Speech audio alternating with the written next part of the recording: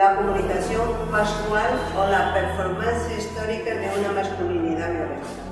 Nos la presenta Gemma Márquez Fernández, doctor en estudios lingüísticos, literarios y culturales por la Universidad de Barcelona. Es profesora de literatura española moderna y contemporánea en el Departamento de Filología Hispánica, Teoría de la Literatura y Comunicación. Es miembro del grupo de investigación hacia la obra completa de Camilo José Cela. Cedo la palabra a la doctora Gemma Márquez Fernández. Bienvenida. Muchas gracias.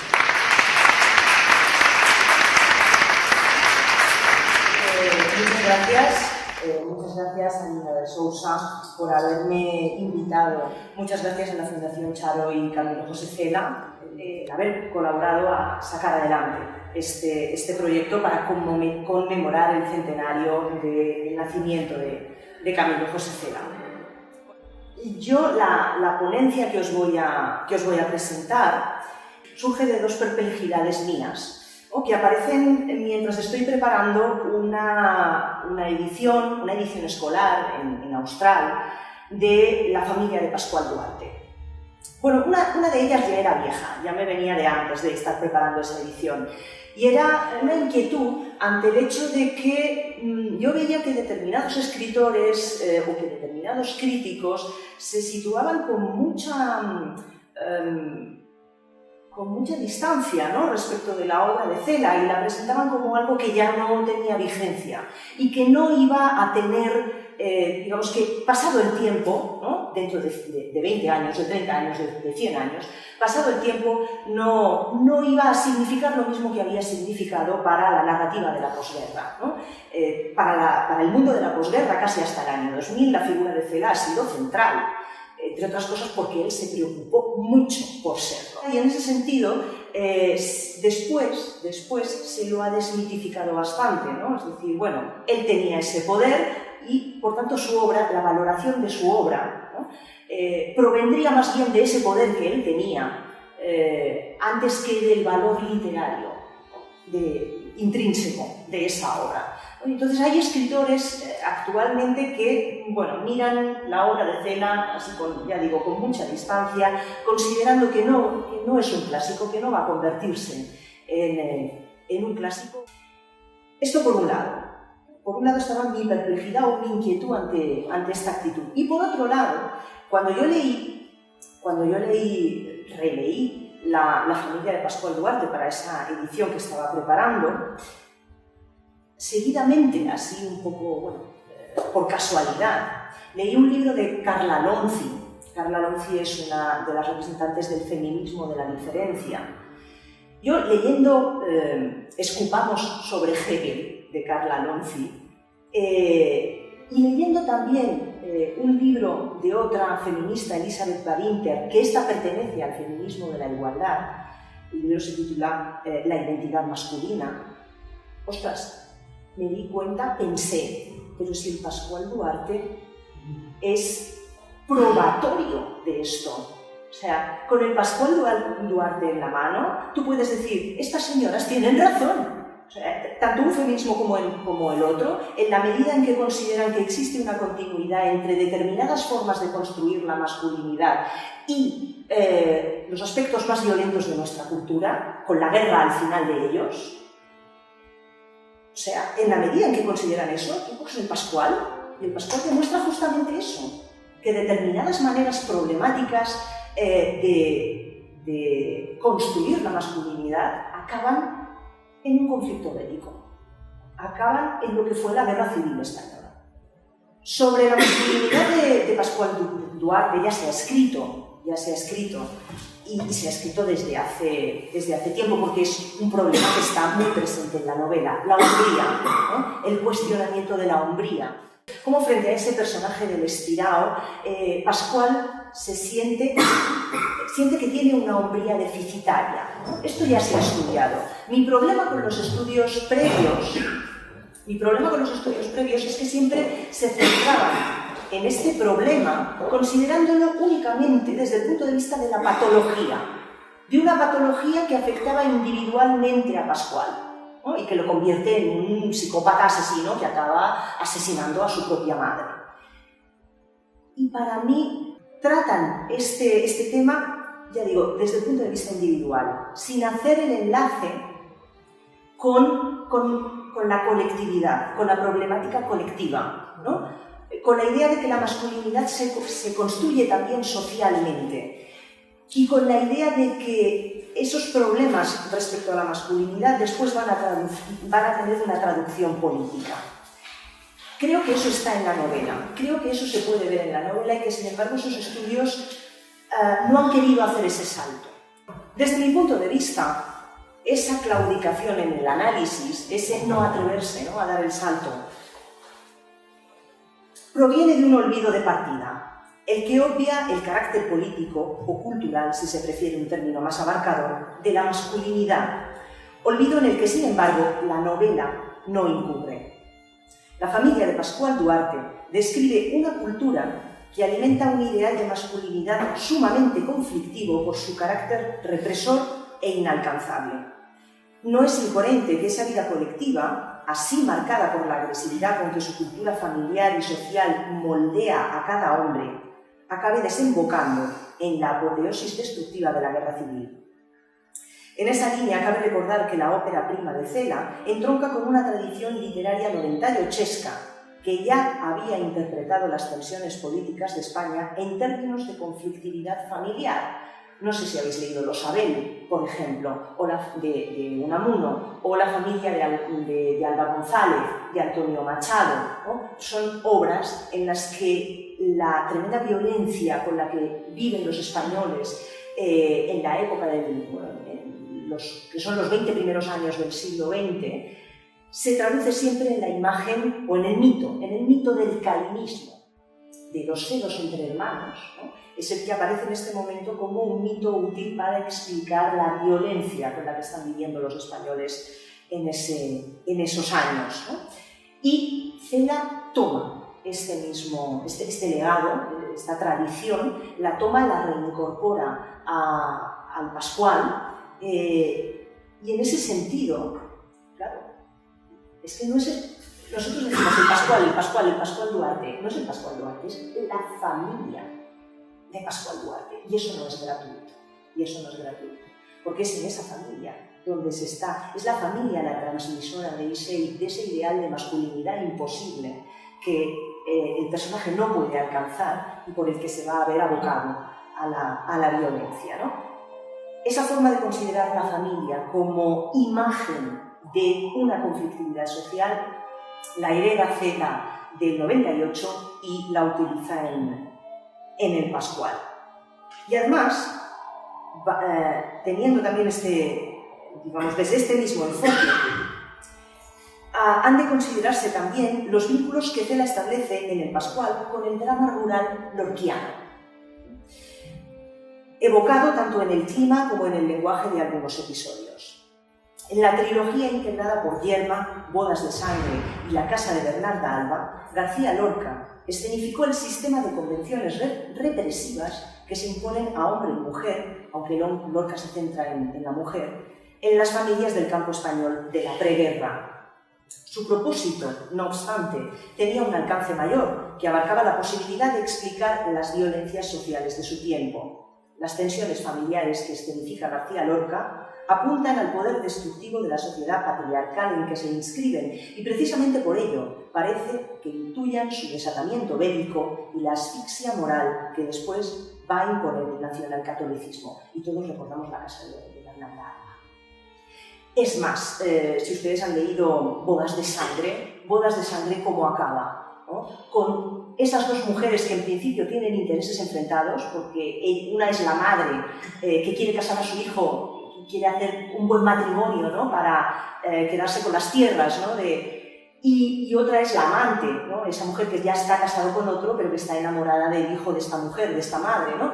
Y acaban las dos que tienen intereses opuestos, acaban las dos lamentándose de la destrucción, de la violencia que ha acabado con el hijo de una y con el amante de la otra. A mí ese lamento común de esas dos mujeres en una sociedad donde la represión, ¿no?, del deseo se ve además fomentada, ¿no?, por los intereses económicos y lleva a la destrucción, no solo del deseo, sino de las personas, ese lamento común me parece muy significativo, y me parece muy significativo que esté puesto en boca de mujeres, ¿no?, que tienen eso en común. Bien, pues Cela habría tomado el testigo de ese discurso, centrándose ahora no en las mujeres, no tanto en las mujeres, sino en la posición del hombre dentro de esa cultura. Por otra parte, hay que tener en cuenta que, claro, el modelo estructural que escoge Cela para la familia de Pascual Duarte es la novela picaresca. La novela picaresca sirve para que el personaje que habla en primera persona se exculpe de la trayectoria que ha adoptado a lo largo de su vida. Al mismo tiempo que se exculpa, está inculpando a la sociedad. ¿Qué pasa con Pascual? Pascual es un señor que está a punto de ser ejecutado en el Garrotelí. Pascual es un señor que muy probablemente está escribiendo para obtener un indulto, y por tanto tendremos que sospechar, y de hecho la crítica ha sospechado de sus intenciones, ¿no? ¿Nos quiere dar lástima? ¿De verdad fueron tan duras las condiciones en las que se crió? Podemos sospechar de sus intenciones, del relato que hace de su vida, pero al mismo tiempo, como sucede en toda novela de estructura picaresca, hay una clarísima inculpación social. Y me parece que esa inculpación social afecta no solamente a las condiciones de miseria, sino también en esa miseria moral de una masculinidad construida sobre tres pilares fundamentales: la represión de la sensibilidad, el dominio sobre las mujeres y la necesidad de demostrar palpablemente, con pruebas materiales, de que se es hombre teniendo descendencia. Esto no es solo algo con lo que Pascual esté personalmente obsesionado, sino que está socialmente promovido. Lo masculino tiene tanto implicaciones políticas como implicaciones económicas, ¿no? Porque cuando no se puede ser rico, ni se puede tener educación, ni se puede tener estatus social, por lo menos se puede ser un hombre. Y si no se es un hombre, te quedas en pelotas. ¿Qué es lo que le pasa a Pascual? ¿Qué es lo que le pasa a Pascual? Y su sociedad se encarga muy bien de hacérselo ver claramente. La amenaza es esa. La amenaza, si no eres un hombre, eres ese ser al que se le despoja de toda dignidad humana y que es radicalmente vulnerable. Bueno, es por tanto necesario ser un hombre para sobrevivir en esta sociedad, reprimir la sensibilidad, dominar a las mujeres y tener hijos. Pero claro, ¿cuál es el problema? Esto es un ideal, no se puede cumplir sin fisuras. Esa represión de los afectos que es necesario llevar a cabo para cumplir con este modelo que a él se le impone, no es posible, no es humanamente posible. Y precisamente es la imposibilidad de cumplir con este modelo imposible de por sí lo que hace que Pascual se sienta siempre deficitario, ¿no?, en falta respecto a esa masculinidad. En cuanto a la represión de la sensibilidad, se produce en él una lucha por apagarla que no prospera. Y hay 4 episodios de la novela que muestran esto. El de la muerte del padre de Pascual, el de la anciana coceada por la yegua a la entrada de Mérida, y aquel en que Pascual acepta el hijo que Lola ha tenido con otro hombre. Tras una primera negativa, el protagonista acepta criar a este niño como propio, cediendo a su propia ternura. El personaje obvia las convenciones de la honra para condescender en cambio al deseo de maternidad de su mujer.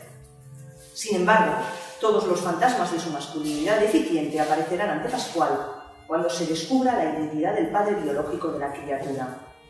El protagonista buscará entonces la confrontación directa con ese modelo de masculinidad lograda que es el estirao, cuyo asesinato perpetra cuando la chulería del contrincante llega a meter el dedo en la llaga, llega a ese lugar en el que la masculinidad de Pascual se encuentra herida, allí donde otro hombre lo humilla al apropiarse de su mujer por capricho para después abandonarla, considerarla, dice el estirao, una zorra, y aún entonces jactarse de que ella lo ama. Porque el estirao es la masculinidad lograda, es el que no tiene sensibilidad alguna, es el que domina a las mujeres, no solamente a las suyas, sino a las de los otros, es el que consigue tener hijos, embaraza a Lola, y más todavía, llega al sumo de la masculinidad lograda. No solamente domina a las mujeres, sino que domina a otros hombres que no logran dominar a las mujeres. Y después tenemos el momento en que los hijos de Lola y Pascual se malogran, ¿no? El fracaso también en la posibilidad de ser padre. Con la pérdida de los hijos, el protagonista pierde la materialización indiscutible de una masculinidad íntegra que además podría exhibir en sociedad. Los hijos son el testimonio ante los demás, el testimonio visible, ¿no?, de esa masculinidad cumplida. La mirada en la familia de Pascual Duarte es un juicio de aquello que se contempla y en multitud de ocasiones a lo largo de la novela es el conducto personal por donde el protagonista recibe la valoración social sobre su adecuación al modelo masculino. La mirada de los otros, en la que Pascual se mide, pero que también mide a Pascual, es la clave que permite articular la inseguridad subjetiva del protagonista con el discurso cultural. Y eso demuestra que existe por encima de Pascual un discurso social sobre la masculinidad que presiona al protagonista y que incluso entiende la violencia como un recurso legítimo para defender la honra y la hombría. Claro, en la medida en que el modelo masculino es inalcanzable, cada uno de los hombres de la novela tiene que ofrecer a su sociedad multitud de signos externos que demuestren que uno es adecuado. Ahora bien, cuando la imagen performada no resiste la mirada de quienes la contemplan, entonces no queda más recurso, no le queda más recurso, o no sabe acudir a otro medio, a otro instrumento, que a la violencia. Porque cuando la mirada del otro acaba con la imagen que tú estás intentando construir delante del otro, eso abre una herida narcisista insoportable. Y entonces, claro, ahí la violencia se abre paso. O sea, hay una inseguridad íntima que se compensa, ¿no?, con esos arrebatos de violencia, con ese dominio ejercido a través de la violencia. Pascual, por tanto, aprende desde niño el modo definitivo de lidiar con las heridas de la masculinidad. Y en efecto, su penúltimo crimen remacha esta posibilidad abierta por el padre y después confirmada por el estirao. El matricidio de Pascual elimina la mirada denegadora de la madre, que no sostiene la imagen de sí mismo que necesita mantener en pie. Entonces la crítica ha dicho, no, es que bueno, esto responde a los intereses de Pascual, que la hace aparecer como un monstruo para justificar, ¿no?, que la haya asesinado. Es que mi madre me hizo la vida imposible y por tanto es, quizá no es justificable, pero se entiende, ¿no?, que la haya matado. Sin embargo, creo que hay que preguntarse hasta qué punto las determinaciones que han pesado en la vida de Pascual no abarcan también a la madre, y en especial teniendo en cuenta que Pascual afirma ser como ella cuando dice odiarla, porque se suele detestar aquello a lo que uno se parece. Habría que preguntarse, por tanto, si más que una caricatura del feminismo, esta madre no podría verse como el producto de las determinaciones que la han llevado a su sequedad moral y, por tanto, como una acusación a la sociedad que la ha creado. Despegada y violenta, la madre de Pascual sería paradigma de lo que Victoria Sau, una feminista de los años 70, feminista de la diferencia aquí en España, lo que Victoria Sau ha denominado la no madre, es decir, la madre incapacitada para proteger el bienestar de sus hijos porque ha sido convertida en transmisora de la lógica patriarcal. Todas las mujeres de la novela responden a este modelo en mayor o menor medida, ¿no? Ya lo he dicho antes, todas participan de su propia dominación e incluso la consideran, el caso paradigmático es Lola, la consideran como algo positivo, ¿no?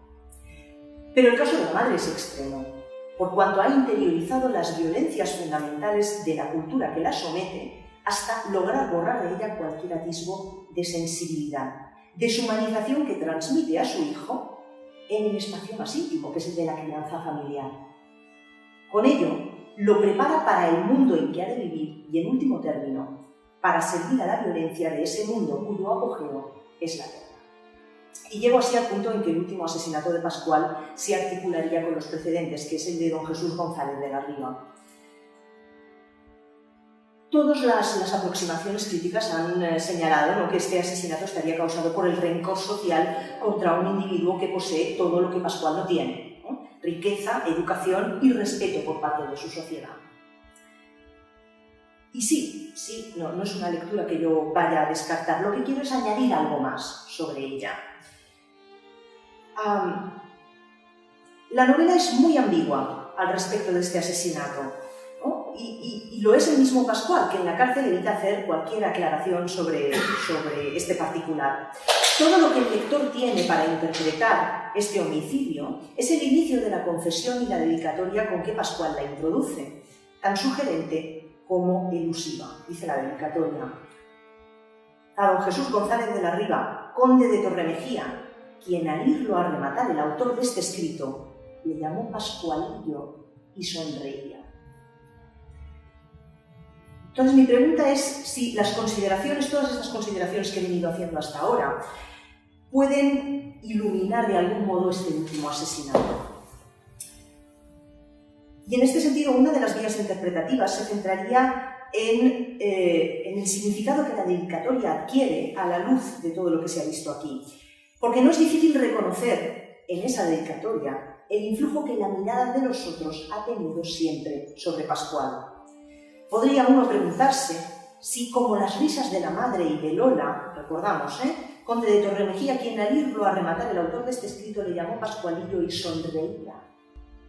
Esa mirada del otro que ve la intimidad del personaje, la intimidad fallida del personaje, no ha suscitado siempre la agresividad del protagonista, no está pulsando aquí, por tanto, el mismo temor a ser reconocido como vulnerable.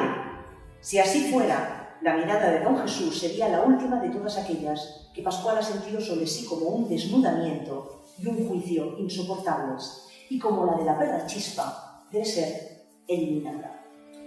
Asimismo, el desvelamiento de una masculinidad incompleta que implicaría esta última mirada desmonta la performance que permite al protagonista, mal que bien, aceptar las carencias sociales en que vive.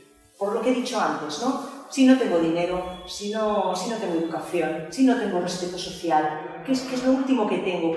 ¿Qué me hace significar algo en la sociedad en la que vivo? Ser un hombre. Pero resulta que un hombre tampoco soy, como ha quedado demostrado por la novela, ¿no? Entonces se me cae todo el edificio. Y claro, si ya no puedes ser un hombre, eso tampoco te permite aliviar la conciencia de ser socialmente inferior a otros. Caída la mascarada masculina, queda expuesta sin paliativos la inferioridad social, de la que el personaje se mostrará muy consciente desde el inicio de su confesión. Así, el último asesinato resitúa la función de las construcciones de género en el marco de las desigualdades sociales y resitúa a Pascual en una cultura histórica que con el teatro de la hombría ha apaciguado las rebeliones sociales, no sin el inconveniente de desatarlas cuando el escenario se viene abajo.